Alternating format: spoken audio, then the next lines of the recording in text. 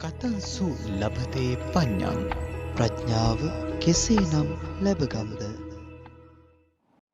අයිබෝවන් සුබෝදෑසනක් පින්වත් ඔබ හැම දිනාටම අලුත් දවසක බලාපොරොත්තු සහගතව ඒ බලාපොරොත්තු වලට ජීවයක් ලබා දෙන්න පුළුවන් මානසිකත්වයක් නිර්මාණය වේවා කියන ප්‍රාර්ථනාව ඇතිව අපි මේ විවේකී සෙනසුරාදා දවස ආරම්භ කරන්න අදත් සූදානම් වෙනවා. බලාපොරොත්තු කියන දේවල් ජීවිතයේ තියෙනට ඕන වගේම ඒ බලාපොරොත්තු වලට පණ දෙන්න පුළුවන්කම ලැබෙන්නේ ඒවා සක්‍රිය කරන්න පුළුවන්කම ලැබෙන්නේ අපටමයි.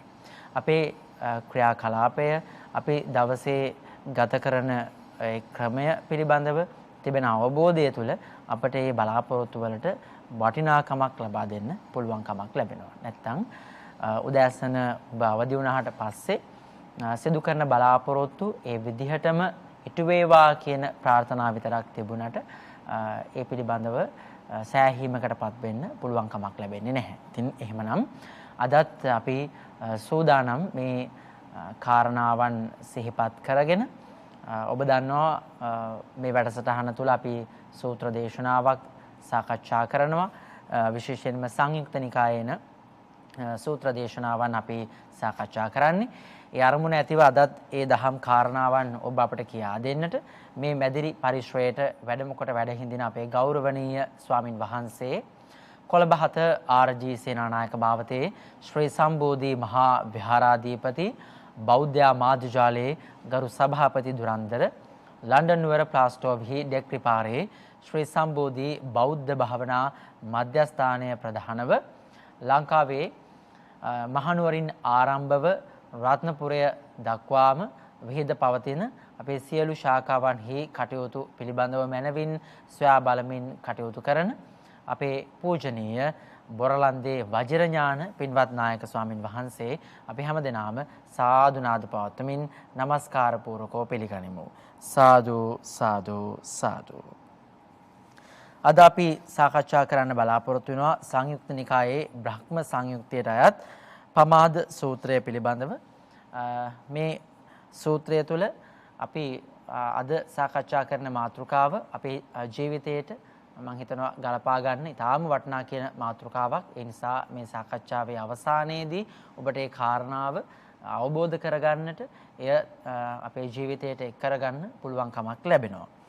අපි මේ විදිහට සූත්‍ර දේශනාව ආරම්භ කළොත් එක් කාලයක භාග්‍යවතුන් වහන්සේ සවැත් නුවර සමීපයේහි ජේතවන නම් වූ අනේපිඩු සිටු ආරාමෙහි වැඩ වාසය කරන කාලයක එක්තරා බ්‍රහ්මයන් තිදෙනෙකුට අතර සිදුවන සංවාදයක් අරමුණු කරගෙන තමයි මේ සූත්‍ර දේශනාව විහිද යන්නේ. අපි ගෞරවයෙන් යුතුව නායක ස්වාමින් වහන්සේට ආරාධනා කරමු සූත්‍ර දේශනාව අපට කියා දෙන්න. අවසරයි ස්වාමින් වහන්සේ.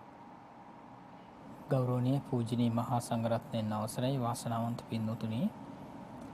අපි අද සාකච්ඡා කරන්නේ සංයුක්ත නිකායේ බ්‍රහ්ම සංයුත්තේ කෝකාලික වර්ගයේ 6 වන සූත්‍ර දේශනාව. පමාද සූත්‍ර දේශනාව.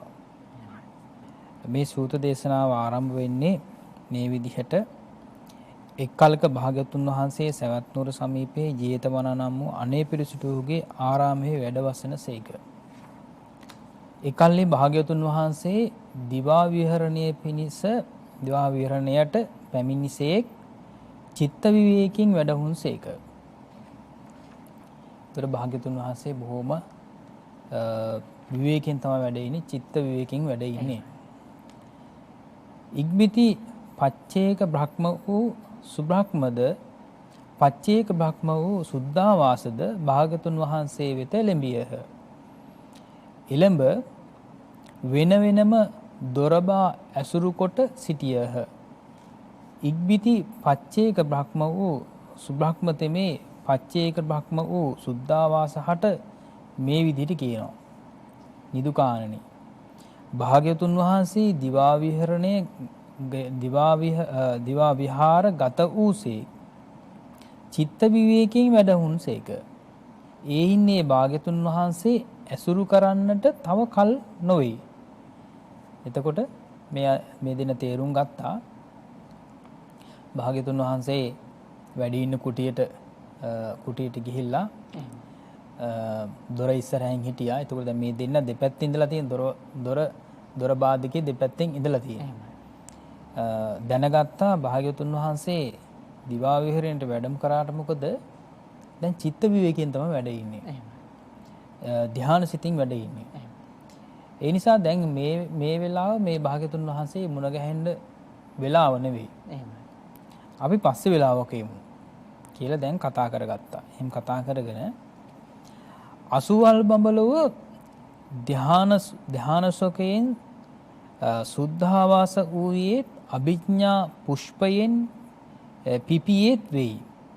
එතකොට මේ කියන මේ සුද්ධාවාස බ්‍රහ්ම ලෝකයේ බ්‍රහ්මයෙන් එතකොට වාසය කරන්නෙත් ඒ විදිහට මේ ධ්‍යාන සිතින් යුක්තව.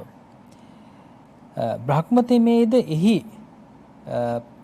ප්‍රමාද විහරණයෙන් වාසය කෙරෙයි. එතකොට දැන් ප්‍රමාද කියලා අප්‍රමාද කියලා කියන වචනය යෙදෙනට හේතුව තමයි එතකොට මේ වචනය. දැන් ප්‍රමාද විහරණයෙන් තමයි වාසය කරන්නේ මේ බ්‍රහ්ම ලෝකේ වාසය කරන ඇති. ධ්‍යාන සිතින් ගියාට මොකද බ්‍රහ්ම ලෝකේ ගියාට පස්සේ අර තියෙන සැප සම්පත් එක්ක ප්‍රමාදීව තමයි ගත කරන්නේ. යම්හ ඊ බඹලොව කරා එළඹෙන්නෙමු. එතකොට එළඹ ඒ බඹහට සංවේග දනවන්නෙමුයි මේ කීහ. පච්චේක බ්‍රහ්ම වූ සුද්ධාවාස තෙමේ නිදුකානනි. එසේයයි පච්චේක බ්‍රහ්ම සුබ්‍රහ්මහාට පිළිවදන් ඇස්විය. එතකොට මේ දෙන්න කතා කරගත්තා අපි යමු ඒ බ්‍රහ්ම ලෝකේ බ්‍රහ්මයෙක් ඉන්නවා. ඒ බ්‍රහ්මයා බොහොම ප්‍රමාද විහරණයෙන් තමයි ඉන්නේ. එහෙමයි.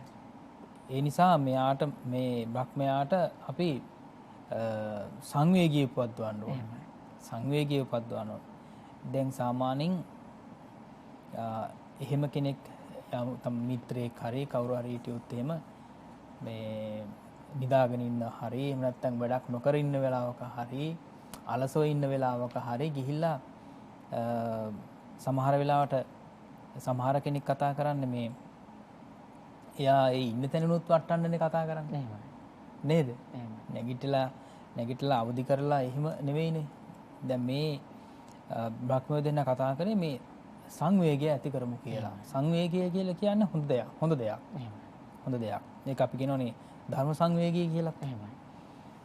ඉක්බිති පච්චේක බ්‍රහ්ම වූ සුභක්ම තෙමේද පච්චේක බ්‍රහ්ම වූ සුද්ධාවාස තෙමේද යම්සේ බලවත් පුරුෂයෙක් හැකුළු අතක් දිගු කරන්නේ හෝ දිගු කළ අතක් හකුළු වන්නේ හෝ වේද එසෙයින් භාග්‍යවතුන් වහන්සේ ඉදිරියේහි අතුරුදන් වූවාහු ඒ බඹලොව පහළ වූහ. දැන් මේ කතා කරගෙන ඊළඟට භාග්‍යවතුන් වහන්සේ සමීපේ ඉඳලා වැඩම මේ ඒ දෙන්නම ගිය විදිය තමයි කියන්නේ. එහෙමයි. ඒ බ්‍රහ්මතෙමේ එන්නා වූ ඒ බ්‍රහ්මයන් දුරදීම දැක්කේය. අර බ්‍රහ්මයා දැක්ක මේ දෙන්න දුර ඉඳලා එනවා. දැක ඒ බ්‍රහ්මයන්ට මේ විදිහ කියනවා. නිදුකානනි දැන් තෙපි කොහි සිට එවුදැයි මේ කිය. කොහේදලා දැන් මේ වෙලාවේ කොහේදලා දෙන්නේ? කොහේදලා දෙන්නේ? එකල්හි නිදුකානනි අපි මේ භාග්‍යවත් අරිහත් සම්මා සම්බුදුරජාණන් වහන්සේ සමීපේ සිටෙමු. අපි ඉන්නේ දැන් භාග්‍යවතුන් වහන්සේ සමීපේ ඉඳලා. එහෙමයි. නිදුකානනි තෙපි ඒ භාග්‍යවත් අරිහත් සම්මා සම්බුදුරජාණන් වහන්සේට උවටන් කිරීමට යන්නාහුද. දැන් මේ බ්‍රහ්මය දෙන්න අහනවා කැමතිද මේ ඒ බඹලොවට ගිහිල්ලා මේ භාග්‍යවතුන් වහන්සේට උපස්ථාන කරන්න කැමතිද කියලා අහනවා. එතකොට මේ විදිහට කියනවා. මෙසේ කියන ලද ඒ බඹතෙමේ ඒ වදන නොඉවසමින් දහස් වරක් මවා දහස්වරක් තමා මවාගෙන පච්චේක බ්‍රහ්ම වූ සුබ්‍රහ්මහට නිදුකානනේ. දැන් මේ බ්‍රහ්මයා කරපු වැඩේ මේ බ්‍රහ්මයා වගේම 1000ක් රූප මවා ගත්තා. එහෙමයි. 1000ක් රූප මවාගෙන 1000ක වේශයෙන් තමයි මේ කියන්නේ. එහෙමයි. නිදුකානනේ තෙපිමාගේ මෙබඳු වූ ඉද්ධානුභාවය නොදකිවුදැයි මේ කිය. මගේ මේ ඉද්ධිබල්ල දැක්කද කියලා අහනවා. නිදුකාණෙනි මම තොපගේ මෙබඳු ධ්‍යානුභාවය ඉර්ධ්‍යානුභාවය දකින්න. එතකොට කිව්වා අපි දැන් දැක්කා.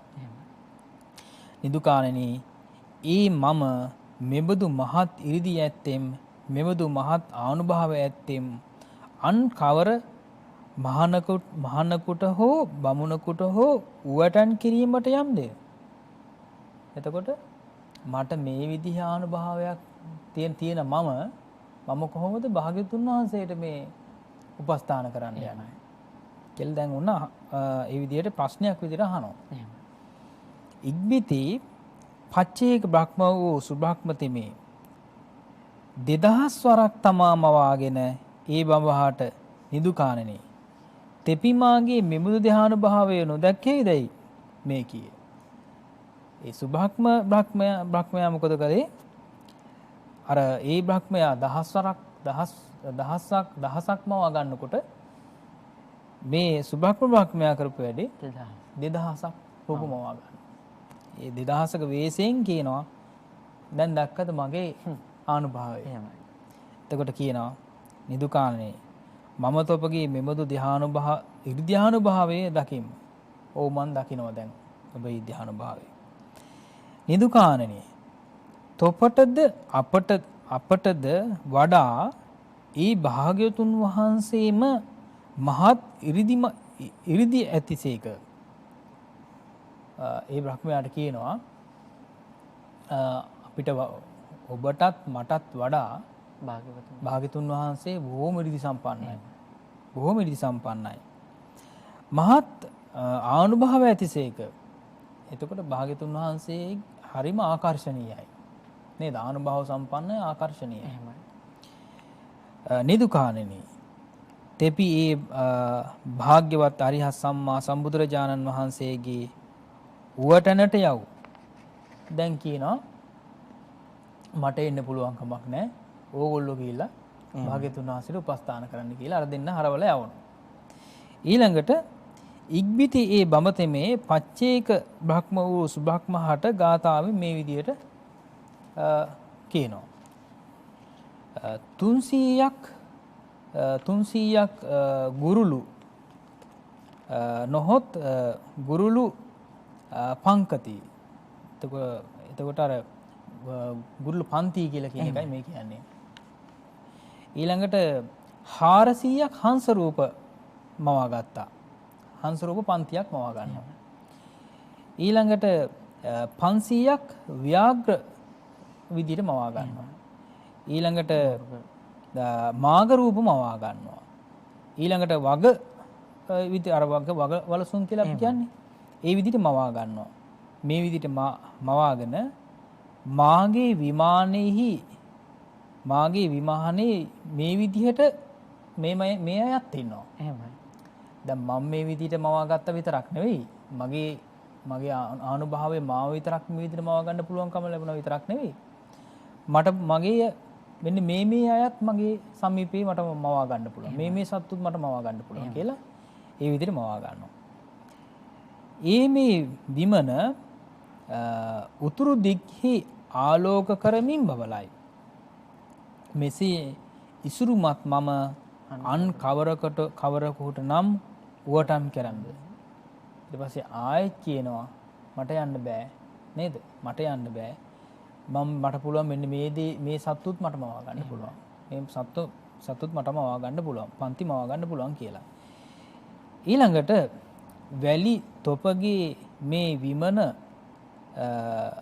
උතුරු දික්හි ආලෝක කරමින් බබලාද එහෙත් රූපෙහි දෝෂයද හැම කල්හි කම්පිත බවද දැක එයින් මනා නුවණැත්තේ රූපේහි නොඇලී. එතකොට දැන් භාග්‍යතුන් වහන්සේගෙන් මේ බ්‍රහ්මයා දැන් මේ බ්‍රහ්මයෝ දෙන්න භාග්‍යතුන් වහන්සේ ළඟට ගිහිලා නිතරම නිරන්තරයෙන්ම ගිහිලා ඌවටන් උපස්ථාන කරලා ධර්මය අහනවා. එහෙම ධර්මය අහලා අවබෝධයෙන් හිටපු නිසා තමයි සංවේගයේ උපදවන්නට මේ ගාථාව අර බ්‍රහ්මයාට කියන්නේ. ඒ බ්‍රහ්මයාට කියනවා මේ තුපගේ විමන මේ විදිහට වුණාට බබළුණාට රූපය කියලා කියන එක දෝෂ සහිත එකක්. රූපය කියලා කියන්නේ ඔබගේ රූපයත් අර මවාගත්ත රූපත් ඒ වගේ මේ ඒවා වෙනස් වෙනවා. වෙනස් වෙන රූප. ඒ හැම රූපයක්ම මේ කම්පිත බවට පත් වෙනවා. කම්පිත බවට පත් වෙනවා. එයින් මනා නුවණැත්තේ රූපේහි නොඇලී. නුවණැති කෙනා ඔය විදිහට රූප වල ඇලෙන්නේ නැහැ. එහෙමයි. කියලා අර බ්‍රහ්මයාට සංවේගය උපදවන්න මතක් කරනවා. ඉක්බිති පච්චේක බ්‍රහ්ම වූ සුබ්‍රහ්මද පච්චේක බ්‍රහ්ම වූ සුද්ධාවාසද ඒ බඹහට සංවේග දනවා එහිම අතුරු දන්නුව මේ ගාතාව කියලා රූපේ තියෙන ආදීනම මතක් කරලා මෙතනින් නික්කලා අතුරුදහන් වෙලා යනවා.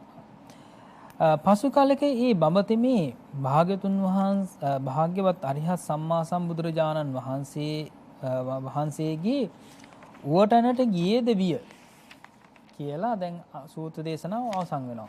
තමයි. සූත්‍ර දේශනාව අවසන් වෙන්නේ කොහොමද? අර විදිහට මාන්නෙන් හිටපු නේද? මාන්නෙන් හිටපු ඒ බ්‍රහ්මයත් කරුණු තේරුම් අරගෙන පසු කාලෙක කරුණු තේරුම් අරගෙන භාග්‍යතුන් වහන්සේට ගිහිල්ලා මේ උපස්ථාන කරා කියලා තමයි සූත්‍ර දේශනාව අවසානයේදී දැක්වෙන්නේ. එහෙමයි. අද අපි සාකච්ඡා කළේ සංයුක්ත නිකායේ බ්‍රාහ්මණ සංයුත්තයේ කෝකාලික වග්ගයේ සඳහන් වන 6 වන සූත්‍ර දේශනාව. අද ඒ සූත්‍ර දේශනාවේදී සාකච්ඡා වුණා සුබ්‍රහ්මණ සහ සුද්ධාවාස කියන බ්‍රහ්මයන් දෙදෙනා බුදුරජාණන් වහන්සේට වටයන් කරන්නට සවැත් නුවර ජේතවනාරාමේ තථාගතයන් වහන්සේ වැඩ සිටින අවදියේ ඒ සමයේ කටයුතු කරනවා. ඉන් අනතුරුව තවත් බ්‍රහ්මයෙකු මේ විදිහට තථාගතයන් වහන්සේට උවටන් කරවීමේ සංවේගය ඇති කරන්නට ඔවුන් බ්‍රහ්ම ලෝකයට වැඩම කරනවා. නමුත් එම බ්‍රහ්මයා ඒ පිළිබඳව පිළිගන්නේ නැහැ. ඔහුගේ මාන්නෙන් එහෙම නැත්නම් ඔහුගේ තරාතිරම මේ අනිකුත් බ්‍රහ්මයන්ට පෙන්වනවා. කොහොම වුණත් මේ සූත්‍ර දේශනාව කෙටි සූත්‍ර දේශනාවක් වුණත් එය අටුවාවේ බොහෝ දුරට විග්‍රහ කර තිබෙනවා. ඒ නිසා අපි ගෞරවනීය ස්වාමීන් වහන්සේට ආරාධනා කරමු මේ සූත්‍ර දේශනාව අටුවාවේ කොයි විදිහටද විග්‍රහ කර දෙන්නේ කියලා අපිට පහදා දෙන්න. ඔව් තරමක් කෙටියෙන් ඇත්තටම මේ අටුවාවේ සඳහන් වෙනවා මේ විස්තරයක්. එහෙමයි. මෙතෙන් සඳහන් වෙනවා දැන් පච්චේකං ద్వාරං බාහං එක් කෙනෙක් එක් දොර පියනක් ඇසුරු කොට දොරටු පාලකයන් මෙන් සිටියහ. දැන් අර බ්‍රහ්මයෝ දෙන්නා එහෙමයි. භාග්‍යතුන් වහන්සේ මුණ ගැහෙන්න ගිහිල්ලා හිටපු විදිහ. එහෙමයි. නේද? හිටියේ කොහොමද? ඒ විදිහට දොරටු පාලකයෝ දෙන්නා වගේ දෙපැත්තෙන් ඉන්නවා. දෙපැත්තෙන් ඉන්නවා. මෙතෙන් සඳහන් වෙනවා ඉද්ධෝ. ඒ කියන්නේ ඉද්ධෝ කියලා කියන වචනේ තේරුම තමයි ධ්‍යාන. ධ්‍යාන සුඛයෙන් ඉර්ධිමත් වූයේ භාග්‍යතුන් වහන්සේ එතකොට ඉර්ධිමත් වූයෙන් තමයි වැඩ සිටියේ. ඊළඟ සඳහන් වෙනවා පිහිතෝ. මෙතන සඳහන් වෙනවා අභිඥා පුෂ්පයෙන් මනවින් පිපුණේ. එතකොට මේ බ්‍රහ්ම ලෝකයේ බ්‍රහ්මයන්ගේ ස්වභාවය ගැන තමයි මේ කියන්නේ. බ්‍රහ්ම ලෝකයේ බ්‍රහ්මයන් හරියට මේ ඉර්ධි පුෂ්පයෙන් පුෂ්පිත වුණා වගේ කියලා තමයි කියන්නේ. බබලමින් තමයි මේ බ්‍රහ්ම ලෝකේ වාසය කරන්නේ. ඊළඟට අනිදි වාසෙන්තෝ නො ඉවසමින් දැන් ඒ ඉවසුවේ නෑනේ. මොකද ඉවසුවේ නැත්තේ ඒ බ්‍රහ්මයෝ දෙන්න භාග්‍යතුන් ඒ බ්‍රහ්මයාට ගිහිලා කියනකොට ඕටන් කරමුද කියලා කියනකොට ඉවසුවේ නෑ. ඒ තදවෝච නිර්මාණය කරන ලද මවන ලද ඒ බ්‍රහ්මයන් මැද සිටිමින් පස්සසි මේ ආදී වචන පැවසීය. දැන් ඔන්න අර වචන ටික කියනවා. ඒ කියන්නේ ඒ බ්‍රහ්ම ලෝකයේ ස්වභාවය ගැන කියනවා. එයාගේ බ්‍රහ්ම ලෝකයේ වර්ණාව ගැන කියනවා. තයෝ සුපන්නෝ යන ගාථාවේ පංචසතා රූප වශයෙන් හෝ පන්ති පේලි වශයෙන් සියක් පා ඇත්ත උන් ආදී යෙදී යුතුය. එතකොට සියක් පාද සහිතව තමයි අර මේ සත්වෝ පේලියට ඉන්නේ. ඒ බ්‍රහ්ම ලෝකේ අර මේ බ්‍රහ්මයා මවාගත්ත විදිහ මේ. රූප වශයෙන් තයෝ සුපන්නෝ ගුරු රූප 300ක් ඊළඟට චතුරෝච හංසා හංස රූප 400ක් ඊළඟට ව්‍යග්ගිනියා පංචසතා ව්‍යාග්‍රයන් හා සමාන ඇතම් මෘගයෝ ව්‍යග්ගනීයා කියලා කියන්නේ ඒකයි. ඒ ව්‍යග්ගනීයා රූප 500ක් පන්ති වශයෙන් තයෝ සුපන්නෝ ගුරුළු පන්ති 300ක් ඊළඟ චතුරෝච හංසා හංස පන්ති 400ක් ව්‍යග්ගිනියා පංචසතා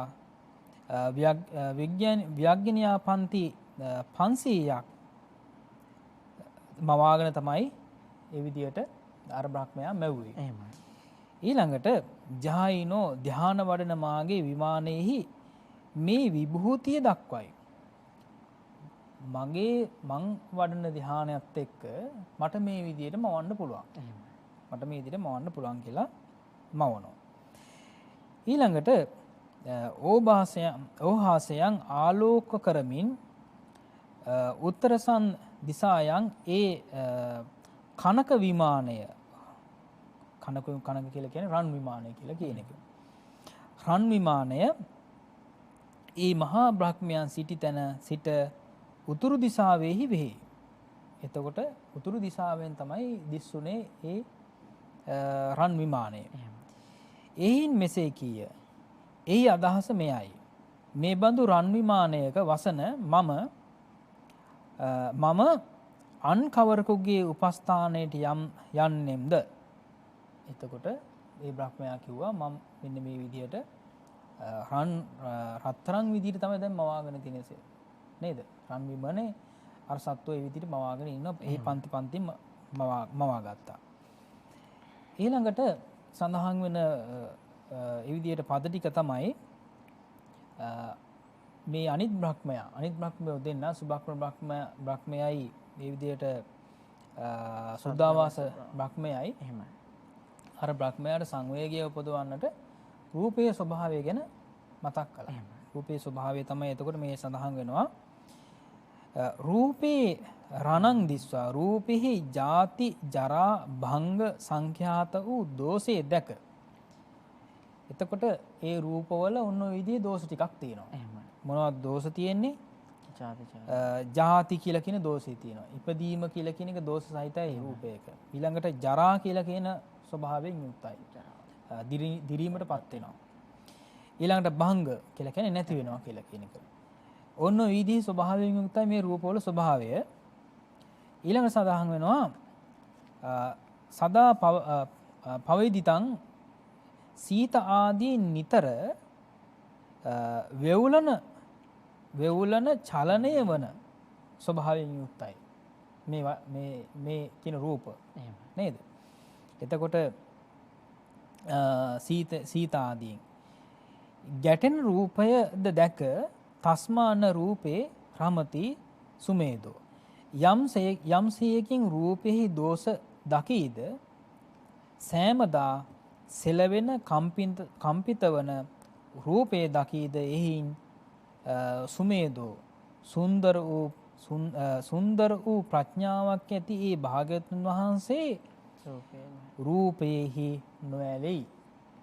භාග්‍යවතුන් වහන්සේට තියෙන සුන්දර රූපයක් නේද? භාග්‍යවතුන් වහන්සේ තියෙන සුන්දර රූපයක්. නමුත් භාග්‍යවතුන් වහන්සේ ඒ පිළිබඳව අර කම්පිත බවට පත් වෙන්නේ කම්පිත බවට පත් වෙන්නේ නැහැ. අකම්පිතව තමයි භාග්‍යතුන් වහන්සේ වාසය කරන්නේ. ඒකට හේතුව තමයි මේ රූපවල තියෙන ස්වභාවය, යථා ස්වභාවය දැකලා වැඩ ඉන්න නිසා. එතකොට දැන් මේ බ්‍රහ්මයා මේ විදිහට මවාගත් රූපමවල පෙන්නවා, තමන්ගේ රූපමවල පෙන්නවා, ඊළඟට විමානයේ ස්වභාවය පෙන්නවා නේද? ඊටත් වඩා මේ සුභක්‍ම බ්‍රහ්මයයි සුද්ධාවාස බ්‍රහ්මයයි දෙන්නම එකතු වෙලා තවත් ඒ අයගේ රූප ඊට වඩා දෙගුණයක් විදිහට මවල පෙන්වනවා.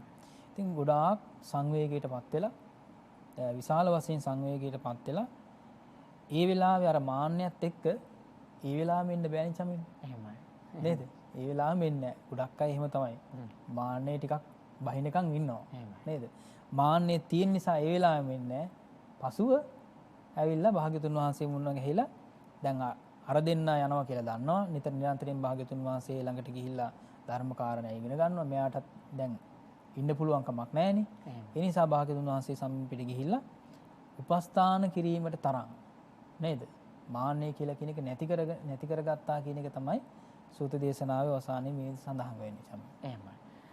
නායක හඳුරන්නේ ලෞතර භාග්‍යවත් ඒ සම්මා සම්බුදුරජාණන් වහන්සේ මහා ප්‍රඥාවකින් යුක්තයි. ඒ වගේම මහා එරිදි බලයකින් යුක්තයි.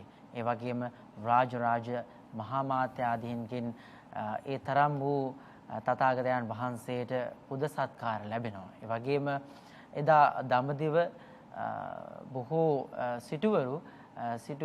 සිටු දේවියන් මේ බුදුරජාණන් වහන්සේ උදෙසා ඒ අයුරින්ම විහාරාරාම පූජා කළා. ඒ විහාරාරාමවල තථාගතයන් වහන්සේ වැඩ සිටියා. මහරහතන් වහන්සේලා පිරිවරාගෙන තථාගතයන් වහන්සේ වැඩම කළේ. නමුත් තථාගතයන් වහන්සේ නිහතමානීව ඊටාම ඒ නිහතමානී ගුණයෙන් සුනීත සෝපාක ඒ වගේම රජ්ජුමාලා මේ ආදී වූ අයට සරණ වුණා. අපිට තවත් මතකයට නැගෙනවා එදා පූතිගත්ත තිස්ස තෙරුන්ට සියතින්ම තථාගතයන් වහන්සේ උවටැන් කළා. රූපේ නොයලුණු තථාගතයන් වහන්සේගේ එබඳු ස්වභාවයක් තිබුණේ. ඉතින් මේ වර්තමාන සමාජයට අපට ගන්නට පුළුවන් ආදර්ශ බොහෝමයක් තිබෙනවා අපේ හාමුදුරනේ. අපට මේ වයස් ભેදයක්, තරාතිරමක්, එහෙම නැත්නම් අපේ අධ්‍යාපන සුසුකමක් කියන කාරණාවන් ගලපා ගන්න පුළුවන්ද අපේ හාමුදුරනේ මේ උපස්ථානය කියන කාරණාවට? දැන් ඇත්තටම දැන් ඌවට නැගෙන මේ කතා කරන්නේ නේද? එහෙමයි. එතකොට අපි සිද්ධ කරන දෙයක් තමයි බුදුරජාණන් වහන්සේට බුද්ධ උපස්ථානය කියලා කියන එක. එතකොට භාග්‍යතුන් වහන්සේට අපි බුද්ධ උපස්ථාන සිද්ධ කරනකොට අපි දැන් අපි පැම් පූජා කළත් නේ, පැම් පූජා කළත්, මෝදෝනා පූජා කළත්, මෝපිෂ්ඨ පූජා කළත්, ඒ ආදි වශයෙන් දැහැටි දඬු පූජා කළත් ওই විදිහට අපි කල්පනා කරන්නේ බුදුරජාණන් වහන්සේ දැන් පැම් පූජා කරාම භාග්‍යතුන් වහන්සේ මෝදෝනේ කරගන්නවා නේද? මෝදෝනේ කරගන්නවා. ඊළඟට භාග්‍යතුන් වහන්සේ තමයි බුදුරජාණන් වහන්සේගේ දන්ත ධාතුන් වහන්සේලා පිරිසුදු කරගන්නේ නේ. ওই පිරිසුදු කර ගැනීම සිද්ධ කරන්නේ භාග්‍යතුන් වහන්සේනේ. නමුත් අපි දන්නවා ආනන්ද හාමුදුරුවෝ භාග්‍යතුන් වහන්සේගේ උපස්ථායකයන් වහන්සේ, අග්‍ර උපස්ථායකයන් වහන්සේ. භාග්‍යතුන් වහන්සේ බොහෝමත්ම වයෝවෘද්ධ වෙනකොට භාග්‍යතුන් වහන්සේට සමීපේ ඉඳගෙන හැම දෙයක්ම උණු ජලය ඒ ආදි වශයෙන් සෑම සිළු දෙයකින් උපස්ථාන කරානේ. මේ අර පිට පිරිමැන්ද අවස්ථාවකදී භාග්‍යතුන් වහන්සේ මේ ආනන්ද හාමුදුරුව මතක් කළේ භාග්‍යතුන් වහන්සේ දැන් වහන්සේගේ මේ සම සැඩි වැටිලා වගේ තේරෙනවා කියලා. නේද? එතකොට භාග්‍යතුන් වහන්සේ මතක් කළා ආනන්ද එහෙම නෙවෙයි, ඔබට මේ නොවැටුණාට දැන් මගේ කොන්ද මේ එක් තරමක් කුදු වෙලා වගේ තියෙන්නේ කියලා. නේද? හරියට මේ අබලන් කරත්තයක් වගේ කියලා මතක් කරා. ඉතින් එතකොට පේනවා මේ බොහෝම සමීපයේ වැඩ ඉදමින් මේ ආනන්ද හාමුදුරුව අග්‍ර උපස්ථායකයන් වහන්සේ හැටියට උපස්ථාන කරපු විදිය. ඉතින් ගත්තහම කෙනෙකුට උපකාරයක් කරනකොට, උපස්ථානයක් කෙනෙකුට කරනකොට සාමාන්‍යයෙන් ශක්ති සම්පන්න කෙනෙක් නම් රෝගී වෙලා ඉන්නවා. නමුත් එයාට තමන්ගේ වැඩ ටික කරගන්න පුළුවන්. මේ වතුර ටික ලං කරනකොට පිස්ස ගන්නවා එහෙමනේ. සමහර රෝගීන් ඉන්නවා. ඒ රෝගීන්ගේ පිරිසුදු කිරීම කටයුතු කරන්න බෑ. තමන්ට කරගන්න බෑ. පෑන් ටික ලං කරත් එහෙම කරන්න බෑ. ඉතින් එතකොට මොකද කරන්නේ? දත් ටික මැදලා ඒ හැම දෙයක්ම කැතකුණු අත ගාලා පවා ඒ සියලු දේම කරන්න වෙනවා. නේද? සියලුම දේම කරන්න වෙනවා.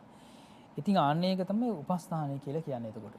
උපස්ථානය කියලා කියනකොට සියතින්ම උපස්ථාන කරනකොට උපස්ථාන කරනවා කියන අදහසින්ම භාග්‍යතුන් වහන්සේට පවා උපස්ථාන සිද්ධ කළ යුතුයි කියලා කියන එක තමයි මෙතෙන්දී අපිට පැහැදිලි වෙන්නේ.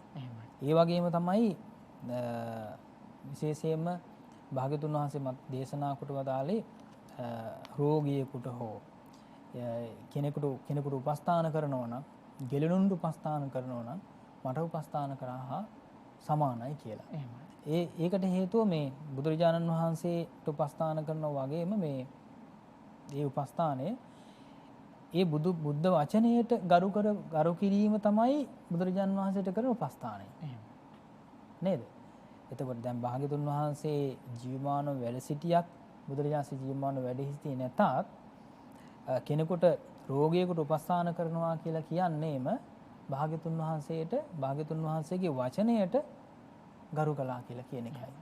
ඒ නිසා ධර්මයට ගරු කිරීම යනු ධර්මානුකූලව ඒ විදිහට තමන්ගේ ජීවිතය ගත කරනවායි කියලා කියන්නේ ඒක විශේෂයෙන්ම මේ ගරු කිරීම උපස්ථාන කිරීම කියන එක උපස්ථාන කිරීමේ උච්චතම අවස්ථාව. තවත් පැත්තකින් චමිල් තවත් කෙනෙකුට ගරු කිරීමට තවත් කෙනෙකුට උපස්ථාන කිරීමට කලින් තමන්ට උපස්ථාන කරන්න ඕනේ. නේද? දැන් ගොඩාක් අය තමන්ට උපස්ථාන කරන්නේ තමන්ට උපස්ථාන කරන්නේ නැති හින්දා තමයි තමන් ලෙඩ වෙනවා කියලා දන්නේ නේද? ඒ වගේ මේ තමන්ට ගරු කරන්න දන්නේ. තමන්ට ගරු කරන්න දන්නේ නැති කෙනා තමයි අනිත් අයට ගරු කරන්න දන්නේ නැත්තේ. දැන් මෙහෙම උදාහරණයක් ගමුකෝ බලන්න. අපි හිතමු ආගන්තුක කෙනෙක් ආවට පස්සේ අපි තේ එකක් දෙනකොට පීරිසියක් තියලානේ තේ එක දෙන්නේ. එහෙමයි.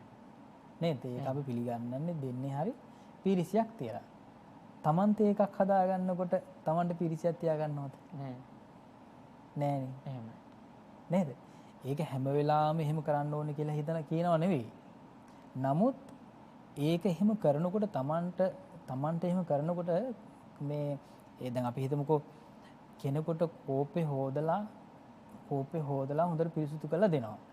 නමුත් තමන්ගේ කෝපේ හරියට හොදගෙන පිරිසිදු කරගෙන තමන් පාවිච්චි කරන්නේ නැහැ. නේ? කෝපේ පිරිසිදු කරගන්නේ නැහැ. පිඟාන හරියට පිරිසිදු කරගන්නේ නැහැ. නේ? ඇඳුම් පැළඳුම් හරියට පිරිසිදු කරගන්නේ නැහැ. තමන් පරිහරණය කරන දේවල් හරියට පිරිසිදු කරලා නෙවෙයි පාවිච්චි කරන්නේ. එතකොට තමන්ට ගරු කරලාද? නේ? ඒ නිසා තමයි බුදුරජාණන් දේශනා කළේ අත්තානමේව පඨමං පතිරූපේ නිවේසයේ කියලා. නේද? ඉස්සෙල්ලාම තමන් උපමා කොට සලකන්න කියලා. එතකොට උපමා කොට කියලා කියන්නේ හැම වෙලාවෙම තමන් දුකට අකමැති නේ? තමන් දුක් විඳිනවාට අකමැති ඒ වගේම තමයි අනිත් සත්වයේ දුක් විඳිනවට අකමැති. තමන්ට කුසගින්න දැනෙනවා තමන් කැමැති. කුසගී ඊළඟට මේ පිපාසාව දැනෙනකොට නේ රෝගී වෙනකොට ඒ හැම අවස්ථාවකදීම එතකොට තමා උපමා කරගෙන තමයි අනිත් අයට උපස්ථාන කරන්නට හෝ ගෞරව දක්වීමට හෝ බුදුරජාණන් දේශනා කළේ. ඉතින් මම අර උදාහරණයක් විදිහට මතක් කළේ තේක හදාගෙන අනිත් අයට පිළිගන්නකොට අපි වීරිසියක් තියෙනවා. නමුත් Tamanට තේක හදාගන්නකොට වීරිසියක් තියාගන්නේ නැහැ. එහෙම වෙන්න ඕනේ.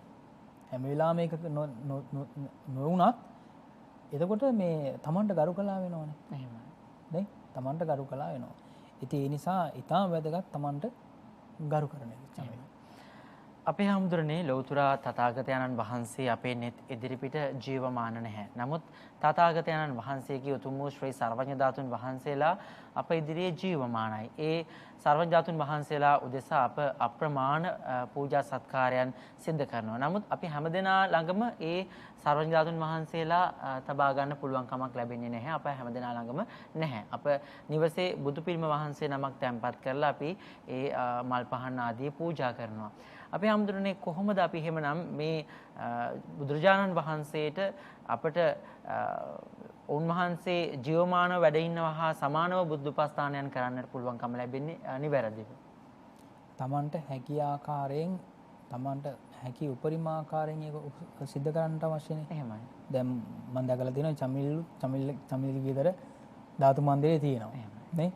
ඉතින් අම්මා මේ නංගිලා එකතු වෙලා උපස්ථාන කරනවා, බුදු උපස්ථාන කරනවා. ඒ පරිසරයක් හදලා තිනවනේ. ඒ වගේම හැමෝම මේ විදිහට හදා ගන්න ඕනේ. නේද? දැන් අපි ගත්තොත් එහෙම මේ තමන්ගේ කාමරේ බොහොම උසස්ම මේ අපි කියන්නේ සුපිරියට කියලා හදා ගන්නවා කියලා කියන නේද?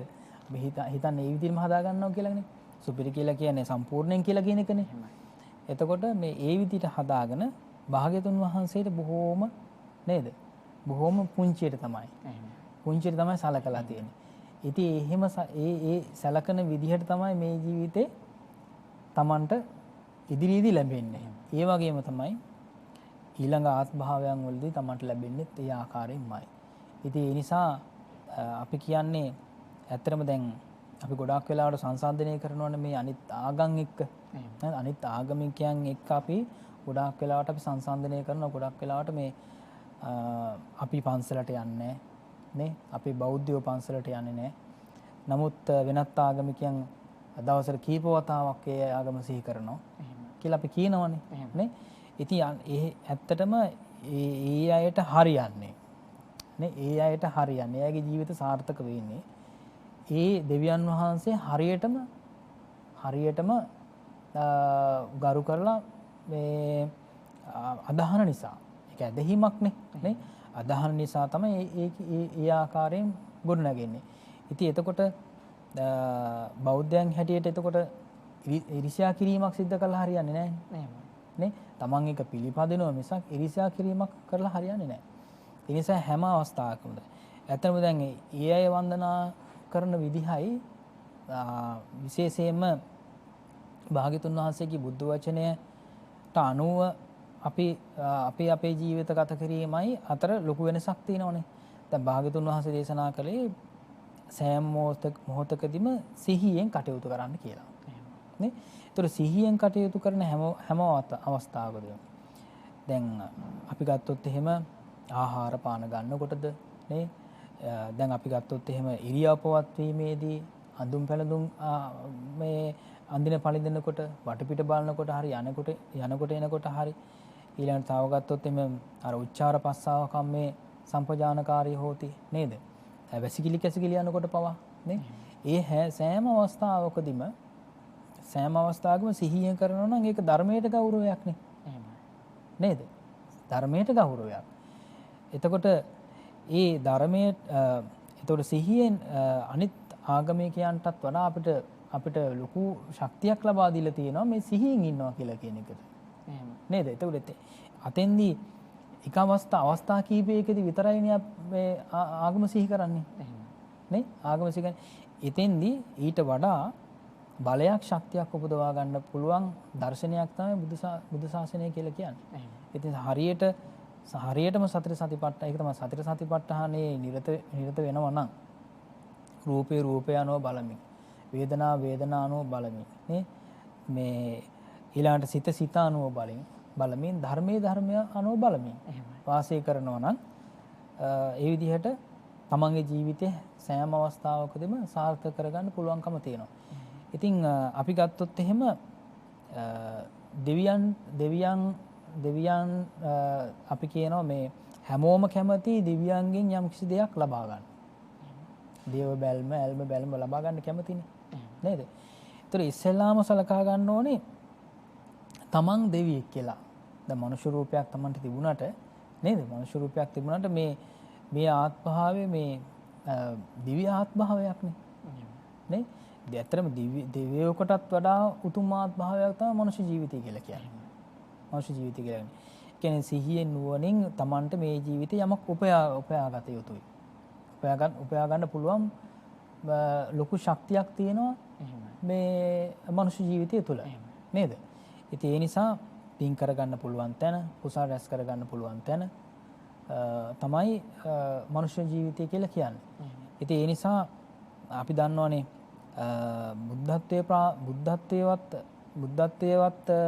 බුද්ධත්වයට පත් වෙන්නේ මිනිස්සෙක්නේ. බුද්ධත්වයට පත් වෙන්නේ දිව්‍යාත්ම භාවයක ලබා ඉඳලා නෙවෙයිනේ. නේද? ඒ නිසා බුද්ධත්වයේ පවා ඒ උතුම් වූ බුද්ධ ඥානය පව උපදවා ගන්න පුළුවන්කම ලැබෙන්නේ මනුෂ්‍ය හිතකට. මනුෂ්‍ය හිතකට. ඉතින් ඒ නිසා මේ ජීවිතේ ධර්මයේ දැන ගැනීම තමයි ඊටම වැදගත් වෙන්නේ. ධර්මයේ දැන ගැනීම තමයි ඊටම වැදගත් වෙන්නේ. ඒ නිසා පැය 24 මුළුල්ලේම ධර්ම ශ්‍රවණය කරන්න අවස්ථාව සැලසීලා තියෙනවා. නේද? ඒ වගේ මෙවැනි සූත දේශනාවලින් අපිට ලොකු ධර්ම කරුණු ටිකක් අපිට එකතු කරගන්න පුළුවන්. දැන් මේ දිව්‍ය ලෝකෙට ගියාට පස්සේ අපිට දැන් බ්‍රහ්ම ලෝකෙට ගියාට පස්සේ දැන් අපි කතා කරා දේවතා සංයුත්තේ දෙවිවරු ගැන නේද? දැන් බ්‍රහ්ම සංයුත්තේදී බ්‍රහ්මයෝ ගැන කතා කරනවා. ඒ වගේම තමයි සමත භාවනා වඩලා කොහොම හරි ධානයක් උපදවා ගන්න ඕනේ කියලා උත්සාහ කරනවානේ. එහෙම හොඳයි එහෙම උත්සාහ කරන එක නේද? සමහර අය බොරුවටත් කියනවා මේ ධාන හතරවෙනි ධානයට ගිහිල්ලා ඉන්නේ කියලා. එහෙම ලීසි පාසෙන් උපදවා ගන්න පුළුවන් දෙයක්වත් නෙවෙයි. නේද? ඉතින් කොහොම හරි ධාන උපදවගෙන මේ බ්‍රහ්ම ලෝකයට ගියාට පස්සේ ඒ බ්‍රහ්ම ලෝකයේ තියෙන දේවල් දැකලා ප්‍රමාදී කෙනෙක් බවට පත් වෙනවා. නේ? දැන් අර මේ බ්‍රහ්මයාට වෙලා තිබුණ ඒකනේ. ඉතින් ඒ නිසා එතනින් ගැලවිලා බ්‍රහ්ම ලෝකයෙන් ගැලවිලා බුදුරජාණන් වහන්සේ සමීපයට එන්නත් ලොකු පිනක් තියෙන්න ඕනේ. ලොකු පිනක් තියෙන්න ඕනේ. ඒ කියන්නේ සසර පුරුදු සහවයක් තියෙන්න ඕනේ. එහෙමයි. ඉතින් මේ ජීවිතයේ බුද්ධ උපස්ථානය සිද්ධ කිරීම ඊළඟ ආත්ම භාවයන් වල ධර්මඥාන උපදවා ගන්න එකට හේතුවක් වෙනවා.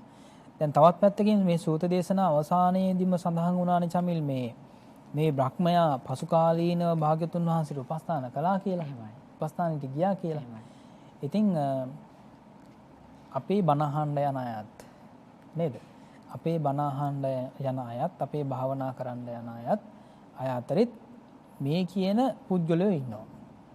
මේ කියන පුද්ගලයෝ ඉන්නවා. අපි දන්නවනේ දැන් අර ධර්මය අනුව ගමන් කරන පුද්ගලයන් කොටස් 4 දෙනෙක් ඉන්නවනේ නේ? උග්ගටිතඥ, විපටිතඥ, ඤෙය්‍ය, පදපරම කියලා. එහෙමයි. ඒතර උග්ගටිතඥ උතුමන් වහන්සේලා මේ ජීවිතේම රහතන් වහන්සේලා බවට පත් වෙනවා. ඒකට හේතුව තමයි සූත දේශනාවක මාතිකාව. එහෙම නැත්නම් මාතෘකා දේශනාවේට අදාළ කොටස සජ්ජායනා වෙනකොටම ශ්‍රවණය වෙනකොටම ධර්මාවබෝධය ලබනවා. ඊළඟට සූත දේශනාව අවසන් වෙනකොට විපටිතඥ කියලා කියන උතුමන් වහන්සේලා ධර්මය අවබෝධ කරගන්නවා. නේද? තවත් ගත්තොත් එමේ ඤෙය්‍ය කියලා කියන පුද්ගලයන් ගත්තොත් එහෙම ඒ මාතෘකාව අහන කොටත් බැරි වුණා, සූත දේශනාව අවසානයේට යන කොටත් බැරි වුණා. නමුත් ඒ දේශනා කරන උතුමන් වහන්සේලාගෙන් හරි එහෙම නැත්නම් ධර්මයේ ධර්මයේ දන්න කෙනෙක්ගෙන් හොඳට අහලා දැනගෙන නැවත ඒ සූත්‍රයේ පරිශීලනය කරලා ඊළඟට ඒ අනුව භාවනා කරලා මේ ජීවිතේ ප්‍රතිඵල ලබා ගන්න පුළුවන්කම තියෙනවා. නමුත් අර පදපරම කියලා කියන පුද්ගලයෝ ඒත් බණ අහගෙන ඉන්නවා. බණ අහනවා මාතෘකාව අහන කොටත් බැරි වුණා. දේශනා අවසානයේදීත් බැරි වුණා. කාගෙන්වත් අහන්නෙත් නේ. නමුත් සාදු කියන හැබැයි සාදු කියන එකත් හොඳයි. අර නිකන් ඉන්නවට වඩා සාදු කියන එක හොඳයි. එහෙම අය තමයි මේ බ්‍රහ්මයා වගේ අය. එහෙමයි. අපේ හැමදෙරනේ අද සූත්‍ර දේශනාව ඉතාම වැදගත් සූත්‍ර දේශනාවක් බාටපත් වුණා. ඒ වගේම මේ අප්‍රමාදය කියන කාරණාවත් මට මතක් වුණා මේ අද සාකච්ඡා කරපු නිසා මෙන්න මේ කාරණාව පසුගිය දිනයක ඉන්දියාවේ අග්‍රාමාත්‍යතුමන් නරේන්ද්‍ර මෝදි මහත්මයා කුෂිනගර් ගුවන් තොටුපළ විවෘත කිරීම ඒ වගේම එරට අභිධර්ම දිනය වෙනුවෙන් සහභාගී වුණා. එහිදී සිදු කළ කතාව මෙරට මාධ්‍ය වගේම විදේශ මාධ්‍ය වාර්තා කරන්නට යෙදුණා. අප්‍රමාදී බව තමයි සම්බුද්ධ දේශනාව ඉන්දියාවේ දියුණුව වෙනුවෙන් සෑම මොහොතකම උපයෝගී කරගන්නා කාරණාව කියන මතකය ඔහු එහිදී හැම දෙනා වෙනුවෙන්ම සිහිපත් කරන්නට යෙදුණා. ඉතින් එදා ಭಾರತ දේශය අද ඉන්දියාව තමා විසින්ම නැගී සිටින්නට කටයුතු කරන රාජ්‍යයක් විදිහට රටක් විදිහට අපි දකිනවා. ඉතින් ඔවුන්ගේ දහම තුලත් සහ ඔවුන්ගේ ධර්ම පාඨ තුලත් නිරන්තරයෙන්ම දැක්වෙන කාරණාව බවට පත් වෙන්නේ මේ අප්‍රමාදී බව කියන එක. ඉතින් අප්‍රමාදීව තථාගතයන්න් වහන්සේ උදෙසා බුද්ධ උපස්ථානයන් කරන්න ඔබට පුළුවන් ආකාරයට ඒ වගේම අප්‍රමාදීව මේ දහම තුල හැසිරෙන්නට නිරන්තරයෙන්ම මේ ඔබ තුල පවතින නිහතමානී ගුණයන් රැකගෙන තවත් අයෙකුට මේ නිහතමානී ගුණයෙන් සත්කාර කරන්න පුළුවන් නම් ඒක තමයි ලෞතර බුදුරජාණන් වහන්සේගේ සම්බුද්ධ භාෂිතේ බවට පත් වෙන්නේ. අද අපි සාකච්ඡා කරන්නට යෙදුනේ සංයුත්ත නිකායේ බ්‍රාහ්මණ සංයුත්තයේ කෝකාලික වග්ගයේ තවත් සූත්‍ර දේශනාවක් පමාද සූත්‍ර දේශනාව. ඉතින් මේ සූත්‍ර දේශනාව යලිත් කියවා සංයුත්ත නිකායේ මේ සූත්‍ර දේශනාව පළවෙනි කොටසේ සටහන් වෙනවා. ඉතින් මේ සූත්‍ර දේශනාව කියවලා ඔබට අවබෝධ කරගන්න යලි යලිත් කියවන්න මතක් කරමින් අපි එහෙමනම් අද වැඩසටහන නිමාවටපත් කරන්න සූදානම් වෙන්නේ. ඉතින් තවත් කාරණාවක් මට මේ ස්වාමීන් වහන්සේ අපේ ගෞරවනීය බොරලන්දේ වජිරඥාන ස්වාමීන් වහන්සේ මේ ධර්ම කාරණාවන් සිහිපත් කරද්දී මතක් වුණා. අපේ කුසල ධම්මනායක ස්වාමීන් වහන්සේ ඒ ගුණයන් තුල රැඳෙමින් එදා නිරන්තරයෙන්ම මහානායක මාහිම්පාණන් වහන්සේලා මේ පරිශ්‍රයට වැඩම කරපු මොහොත, ඒ වගේම මහා සංඝරත්නය මේ පරිශ්‍රයට වැඩම කරපු සෑම මොහොතකම ඒ දානයන් පූජා කරමින්, උපස්ථානයන් සිදු කරමින් ස්වාමින් වහන්සේට අප්‍රමාණව ජනතාවගේ ආදරය, ගෞරවය, ඒ වගේම ඒ ලැබීම් තිබුණා. නමුත් උන්වහන්සේ තුල ඒ තරම්ම තිබුණු ගුණයන් ප්‍රගුණ කරමින් නිරන්තරයෙන්ම ස්වාමින් වහන්සේ ඒ සෑම මොහොතකම තමාට වඩා ඉහළින් මේ රටේ වැඩ සිටි මහා සංඝරත්නය වෙනුවෙන් ඒ පුද සත්කාර සිදු කරපු ආකාරය අදත් අපට මතකයේ නැවත ආවර්ජනය කරන්න පුළුවන්. ඒ වගේම තමයි අපේ පූජනීය බොරලන්දේ වජිරඥාන ස්වාමීන් වහන්සේත් ඒ ගුණයන් රැකගනිමින් නිරන්තරයෙන්ම ඒ මහානායක ස්වාමීන් වහන්සේලා ඇසුරු කරමින් සත්කාර සිදු කරමින් අප වෙනුවෙන්ද මේ දහම් කාරණාවන් දේශනා කරමින් වැඩ සිටිනවා. අපි පුණ්‍යානුමෝදනාවන් සිදු කරමු. කොළඹ 7 ආර්.ජී. සේනානායක මාවතේ ශ්‍රී සම්බෝධි මහා විහාරාධිපති බෞද්ධ මාධ්‍ය ජාලයේ ගරු සභාපති දුරන්දර, ලන්ඩන් නුවර ප්ලාස්ටෝ ඔෆ් හිඩ් එක්ලිපාරේ ශ්‍රී සම්බෝධි බෞද්ධ භාවනා මධ්‍යස්ථානයේ ප්‍රධානව ලංකාවේ සියලු ශාඛාවන්හි කටයුතු සොයා බලන, ඒ වගේම මේ සම්බෝධි වෙහෙරේ එදා පියදස්සේ නායක ස්වාමින් වහන්සේ විසින් ආරම්භ කරලා කුසල ධම්මනායක ස්වාමින් වහන්සේ විසින් අඛණ්ඩව පවත්වාගෙන ගිය අපේ වර්තමානයේ තුල පූජනීය බොරලන්දේ වජිරඥාන ස්වාමින් වහන්සේ කටයුතු සොයා බලන ප්‍රධානාචාර්ය ධූරය හොබවන ඉංග්‍රීසි දහම් පාසලේ අපේ ප්‍රධානාචාර්ය ස්වාමින් වහන්සේ පූජනීය බොරලන්දේ වජිරඥාන ගෞරවනීය ස්වාමින් වහන්සේට නිදුක් නිරෝගී චිරජීවනයේ සැලසේවා. තවත් බොහෝ කාලයක් අර්ථයෙන් ධර්මයෙන් මේ දහම් කාරණාවන් ඔබ අපට කියා දෙන්න ශක්තිය ධෛර්යය ලැබේවායි අපි ප්‍රාර්ථනා කරමු. සාදු සාදු සාදු. එහෙමනම් යලිත් අප ඔබ හමුවන්නේ ලබන සඳුදා දිනේ ඒ පිළිබඳවත් සිහිපත් කරමින් අපි අද වැඩසටහන නිමාවටපත් කරනවා. පින්වත් ඔබ හැම දිනාටම තෙරුවන් සරණයි. කතංසු ලබතේ පඤ්ඤං ප්‍රඥාව කෙසේනම් ලැබගම්ද